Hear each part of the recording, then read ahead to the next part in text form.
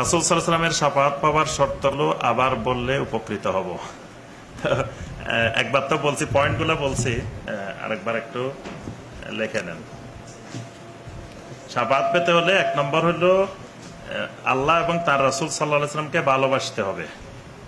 যেমন এক সাহাবী এসে জিজ্ঞেস করছিলেন যে মাতা সা, এটা দলিল হলো, এক সাহাবী এসে জিজ্ঞাসা করছেন মাতা সা, কিয়ামত কখন হবে? তখন নবী সাল্লাল্লাহু আলাইহি ওয়াসাল্লাম বলছেন যে মা আদাত তালা, তুমি কিয়ামতের জন্য কি রেডি করে রাখছো, কি তৈরি করছো? তো তিনি বলছেন হুব্বাল্লাহি ওয়া রাসূলিহি সাল্লাল্লাহু আলাইহি ওয়াসাল্লাম, আমি আল্লাহকে ভালোবাসি, রাসূল সাল্লাল্লাহু আলাইহি ওয়াসাল্লামকে ভালোবাসি। নবী সাল্লাল্লাহু আলাইহি ওয়াসাল্লাম বলেন আনতা মাআ মান আহবাবতা, তুমি তার সাথে থাকবা যাকে তুমি ভালোবাসো। তাহলে রাসূল সাল্লাল্লাহু আলাইহি ওয়াসাল্লামকে ভালোবাসলে, আল্লাহকে ভালোবাসলে রাসূল সাল্লাল্লাহু আলাইহি ওয়াসাল্লামের সাথে থাকবে, শাফাআত পাবে। 2 নম্বর কথা হলো আল্লাহ এবং রাসূল সাল্লাল্লাহু আলাইহি ওয়াসাল্লামের আনুগত্য করতে হবে। যারা আনুগত্য করবে, সূরা আন-নাসার 69 নম্বর আয়াত, আল্লাহ পাক বলছেন ওয়া মান ইউতিউল্লাহা ওয়ার রাসূলা ফাউলাইকা মাআল্লাযীনা আন'আমা আল্লাহু আলাইহিম মিনান নাবিয়্যিন ওয়াস সিদ্দীকিন ওয়াশ শুহাদাই ওয়াস সালিহিন ওয়া হাসুনা উলাইকা রাফিকা।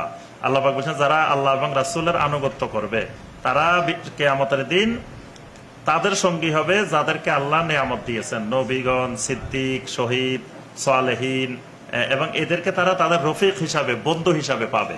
তো বন্ধু হিসাবে পাওয়া মানে কি? এদের সাথে থাকবে। তাহলে আল্লাহ এবং রাসূলের আনুগত্য করা শাফাআত পাওয়ার বড় মাধ্যম। 3 নম্বর শিরক মুক্ত তাওহীদি ঈমান আর আমল, মানে আমার ঈমানের মধ্যে, আমলের মধ্যে কোনো শিরক থাকা যাবে না। কারণ আপনার ওই যে হাদিসটা বললাম, নবী সাল্লাল্লাহু আলাইহি ওয়াসাল্লাম বলছেন যে আসআদুন নাস বিশাফাআতি ইয়াউমাল কিয়ামা মান ক্বালা লা ইলাহা ইল্লাল্লাহ খালিসান মিন কলবিহি।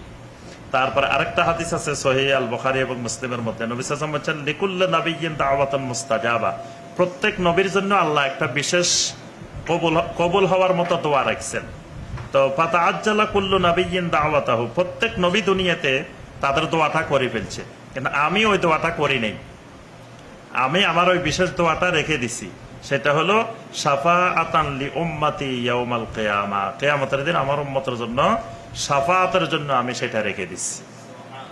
এবং মান মাতা মিন উম্মতি লা ইউশরিকু বিল্লাহি শাইআন ফাহিয়া নাইলা, যেই উম্মত মারা যাবে জীবনে আল্লাহর সাথে শিরিক করে নাই, সে আমার ওই শাফাআতটা পাবে। সুবহানাল্লাহ। তাহলে এখানে বোঝা যায় শিরিক মুক্ত ঈমান হইতে হবে, শিরিক মুক্ত আমল হইতে হবে। 4 নম্বর হলো নবী সাল্লাল্লাহু আলাইহি ওয়াসাল্লামের জন্য দোয়া করতে হবে। কিসের দোয়া? ওয়াসিলা, ফাদিলা, মাকামে মাহমুদ, 3টা জিনিসের দোয়া। ওয়াসিলা, ফাদিলা, মাকামে মাহমুদ। ওয়াসিলা হলো একটা বিশেষ জায়গা, ফাদিলা একটা বিশেষ মর্যাদা, মাকামে মাহমুদ যেখানে গিয়ে নবী সাল্লাল্লাহু আলাইহি ওয়াসাল্লাম শাফাআত ও উজমা করবেন, মাকামে মাহমুদ। যেমন ওই হাদিসের মধ্যে আযানের দোয়াটা নবী সাল্লাল্লাহু আলাইহি ওয়াসাল্লাম শিখাইছেন। বলছেন যে ব্যক্তি আযান শোনার পরে বলবে আল্লাহুম্মা রাব্বা হাযিহিদ দাওয়াতিত তাম্মা ওয়াস সালাতিল কাইমা আতি মুহাম্মাদানিল ওয়াসিলাতা ওয়াল ফাদিলা ওয়া বা'আসহু মাকামাম মাহমুদানিল্লাযী ওয়া'আতা। এই 3টা দোয়া, আতি মুহাম্মাদানিল ওয়াসিলা ওয়াল ফাদিলা ওয়া বা'আসহু মাকামাম মাহমুদানিল্লাযী ওয়া'আতা। তাহলে এই 3টা দোয়া করলে নবী সাল্লাল্লাহু আলাইহি ওয়াসাল্লাম বলছেন কি হাল্লাত লাহু শাফাআতি ইয়াউমাল কিয়ামা, কিয়ামতের দিন তার জন্য আমার শাফাআত হালাল হয়ে যাবে। সুবহানাল্লাহ, মানে বৈধ হয়ে যাবে। তাহলে এই দোয়া করাটা শাফাআত পাওয়ার মাধ্যম। 5 নম্বর নবী সাল্লাল্লাহু আলাইহি ওয়াসাল্লামের উপরে বেশি বেশি দরুদ আর সালাম পেশ করা। কারণ নবী সাল্লাল্লাহু আলাইহি ওয়াসাল্লাম মান সাল্লা আলাইয়া হিনা ইউসবিহু আশরান ওয়া হিনা ইউমসি আশরান আদরাকতুহু শাফাআতি ইয়াউমাল কিয়ামা, যে ব্যক্তি সকালবেলা আমার উপরে 10 বার দরুদ পড়বে, বিকাল বেলা 10 বার দরুদ পড়বে, কিয়ামতের দিন সে আমার সুপারিশ দ্বারা সৌভাগ্যবান হবে। সুবহানাল্লাহ। তাহলে নবী সাল্লাল্লাহু আলাইহি ওয়াসাল্লামের উপরে বেশি বেশি দরুদ আর সালাম পেশ করা শাফাআতের মাধ্যম। 6 নম্বর আকীদা এবং আমলকে বেদাত মুক্ত রাখতে হবে। আকীদার মধ্যে, আমলের মধ্যে কোনো বেদাত থাকা যাবে না। কারণ নবী সাল্লাল্লাহু আলাইহি ওয়াসাল্লাম যে আপনার হাউজে কাউসারে সেখানে থাকবেন, তখন কিছু মানুষ যাবেন, ফেরেশতারা বাধা দিবেন, ফেরেশতারা বলবেন যে না যেতে পারবে না ওইদিকে। নবী সাল্লাল্লাহু আলাইহি ওয়াসাল্লাম বলবেন যে হাউলাই আসহাবি ইন্নাহুম মিন্নি, এরা তো আমার উম্মত, বাধা দিও না।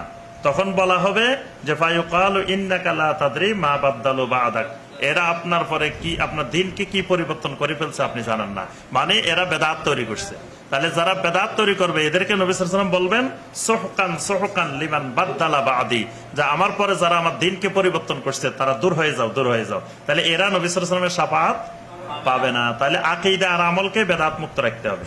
7 নম্বরে সাহাবায়ে কেরামকে সাহাবায়ে কেরামকে ইহসানের সাথে ইত্তেবা করতে হবে। সাহাবায়ে কেরামের ইহসানের সাথে ইত্তেবা না থাকলেও শাফাআত পাবে না। এজন্য যারা সাহাবা বিদ্বেষী, যারা সাহাবায়ে কেরামকে ইহসানের সাথে ইত্তেবা করে নাই, খারেজিরা, শিয়ারা, মুরজিয়ারা, মুতাজিলারা, বিভিন্ন বাতিল ফিরকাগুলো সাহাবায়ে কেরামকে ইহসানের সাথে ইত্তেবা করে নাই, তারা শাফাআত পাবে না।